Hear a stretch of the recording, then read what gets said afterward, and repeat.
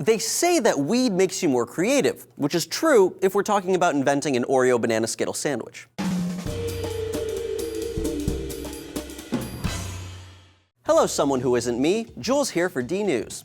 Drugs are a mixed dime bag. On the one hand, they get you high. On the other hand, they come with a bottomless list of side effects. From heroin to coffee, drugs are drugs because they change something about you, whether it be your level of pain, your mood, your decision-making skills, and so on. But one of the big effects commonly associated with drugs, like marijuana or alcohol, is that they make you more creative. Stoners are quick to point out that even though they might be too couch-locked to actually pick up a paintbrush, they feel much more creative when they're high.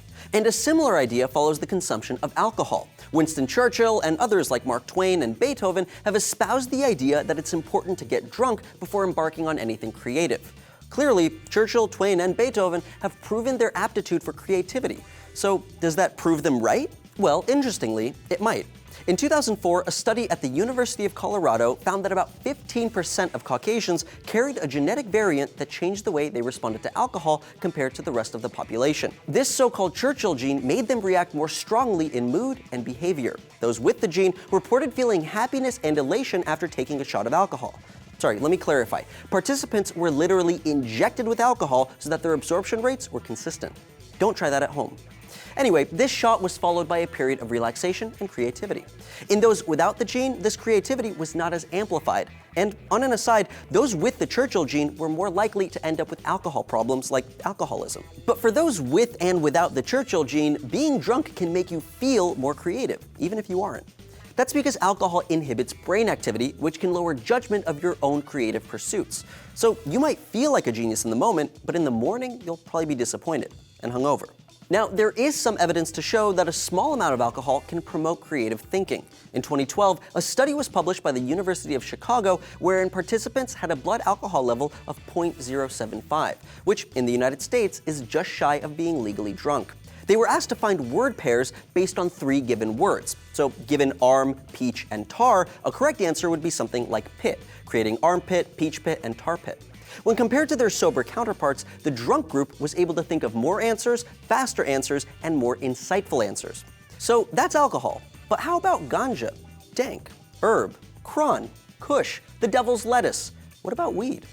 Just based on the hundreds of different names for it, it must make you more creative, right?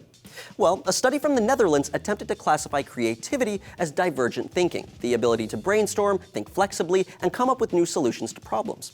In this case, participants were given 2 objects, like a shoe and a pen, and asked to come up with new uses for them. Using this criteria, they found that when participants inhaled a low dose of cannabis, there was almost no effect on creativity. When they took high doses, researchers found that their creativity actually plummeted. But perhaps more interestingly, instead of being linked to actual drug use, creativity seemed to be linked to expected drug use. Another study found that when participants were tricked into thinking they'd eaten a marijuana-laced biscuit, they showed more creativity than participants who hadn't eaten any biscuits at all. Unsurprisingly, the placebo effect still works. So depending on your definition of creativity, having a beer or 2 could make you a little more creative, Churchill gene or not. And as for you potheads out there, you're only more creative because you think you are. And if you're high enough, that last sentence should keep you busy for the next 7 hours, or however many minutes that is. But if you are creative, on drugs or not, you probably like listening to music. So if you're looking for a new Bluetooth speaker, check out Monster's reimagined boombox, the Monster Blaster. It's available for monthly payments starting at $25. The Monster Blaster has the power to bring music to life, indoors and out. Check it out at themonsterblaster.com/dnews. And for all you potheads out there, you might have heard that marijuana is stronger now than it used to be decades ago.